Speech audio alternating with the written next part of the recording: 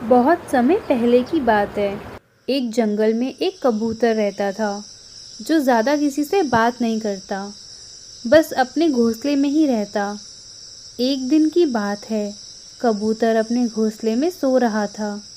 तभी अचानक दो चिड़िया, टूना और चिंकी लड़ते लड़ते उस कबूतर के घोंसले के पास आईं। दोनों के लड़ने की शोर की वजह से कबूतर की आँख खुल गई। तुम्हें रास्ते में कितनी बार समझाया मैंने कि ये बच्चा मेरा है।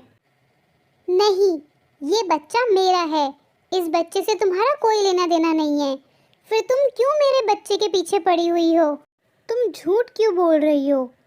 मैं इसे घोंसले में रख के नदी में पानी पीने गई और तुम मेरी बच्ची को चुरा के अपनी बच्ची बोल रही हो। मेरा बच्चा मुझे लौटा दो। छोड़ दो मेरी बच्ची का हाथ। मेरी बच्ची को हाथ भी मत लगाओ। तुम जोर ज़बरदस्ती करके मेरी बच्ची को मुझसे नहीं छीन सकती। टूना और चिंकी की आवाज़ सुनकर जंगल के बाकी पक्षी भी वहां आ जाते हैं। तो उन्हें देखकर टूना ने बोला, सुनो सुनो जंगल वालों, ये चिड़िया मेरे बच्चे को चुरा के बोल रही है कि मेरा नहीं उसका बच्चा है। तुम झूठ मत बोलो। मैं अपने बच्चे की कसम खा के कहती हूँ, ये बच्चा मेरा है। क्यों मेरे बच्चे की झूठी कसम खा रही हो? मेरे बच्चे को नुकसान होगा। तभी एक तोता कबूतर से पूछता है, कबूतर भाई, आप तो पहले से यहाँ पे हैं ना? आप ही बताइए, बच्ची की असली माँ कौन है? मैं नहीं समझ पा रहा कि असली माँ कौन है, क्योंकि दोनों ही इस बच्ची को अपना अपना बोल रही हैं। इस समस्या का समाधान एक ही पक्षी कर सकता है। इस जंगल में एक गुफा है, उसके अंदर एक साधु बाबा रहते हैं। उनके पास जाओ, वो जरूर कोई ना कोई उपाय बता देंगे। बच्ची को लेकर टूना और चिंकी बाकी जंगल वालों के साथ उस गुफा में जाते हैं। जब तक सब साधु बाबा के पास जा रहे हैं, तब तक आप लोग कमेंट बॉक्स में बताइए कि बच्चे की असली माँ कौन है, टूना या चिंकी। साधु बाबा अपनी तपस्या में मगन थे, लेकिन जंगल के पक्षियों को देखकर वो बोले, बोलो, तुम क्या समस्या लेकर आए हो? साधु महाराज, इस बच्ची को लेकर सुबह से इन दोनों चिड़ियाओं का झगड़ा हो रहा है। दोनों ही इस बच्ची को अपना बच्चा बोल रही हैं। अब आप ही कुछ समाधान करिए।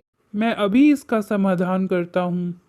फिर साधु बाबा ने जमीन पर एक रेखा खींची और बोले, देखो, अब इस बच्ची को इस रेखा के ऊपर सुला दो और तुम दोनों में से एक बच्ची का पर पकड़े और दूसरा बच्ची के पाँव पकड़े और अपनी पूरी ताकत से अपनी तरफ खींचना।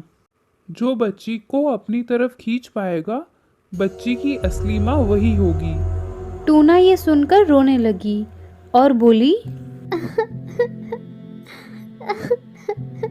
नहीं साधु महाराज, मुझसे ये नहीं होगा।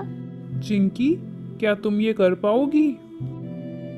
हाँ हाँ, मैं ये कर सकती हूँ साधु महाराज।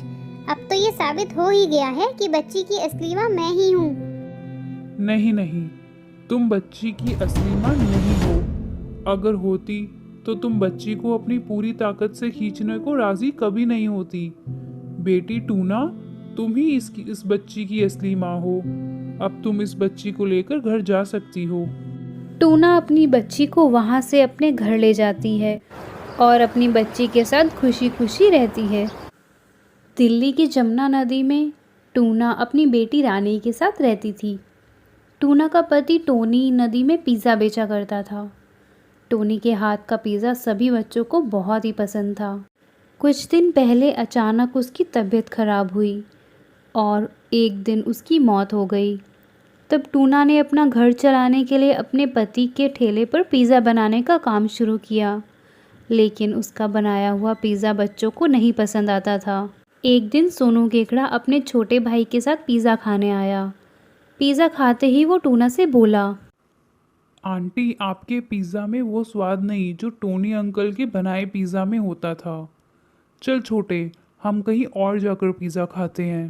अरे बच्चों, मुझे बताओ तो सही, मेरे बनाए पिज़्ज़ा में क्या कमी है? हम आपको क्यों बताएं? आप खुद ही अपना पिज़्ज़ा खा के देख लो। इतना कहकर बच्चे पास वाले पिज़्ज़ा के ठेले पर पिज़्ज़ा खाने चले जाते हैं।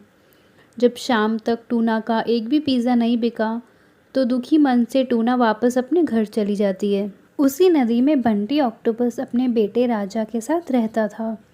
वो मटका बनाकर बेचा करता था। आजकल उसके मटके का भी धंधा नहीं चल रहा था। एक दिन जब बंटी मटके बेचने बाज़ार जाता है तो उसके बेटे राजा की नज़र टूना के पिज़्ज़े के ठेले पर पड़ती है। पापा, मुझे पिज़्ज़ा खाना है। बहुत दिन हो गए आपने मुझे पिज़्ज़ा नहीं खिलाया। मुझे कुछ पैसे दे दो, मैं टूना आंटी से पिज़्ज़ा खरीद कर खाऊंगा। तेरा दिमाग तो नहीं खराब हो गया क्या?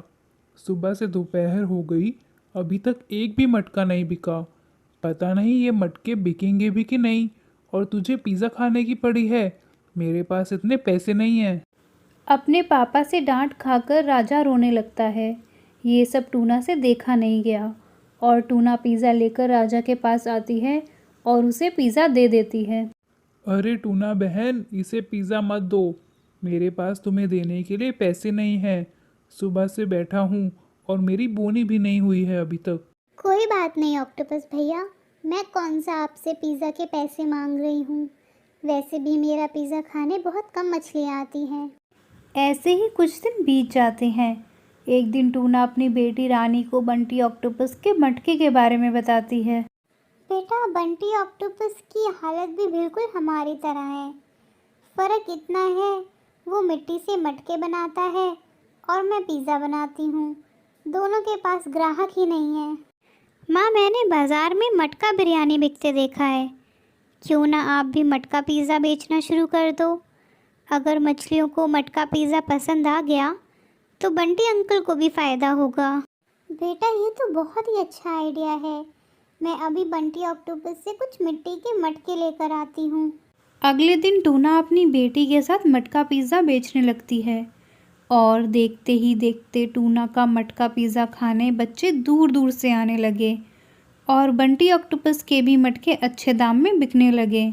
और इस तरह टूना और बंटी खुशी खुशी अपने बच्चों के साथ रहने लगते हैं और खूब मुनाफा कमाते हैं।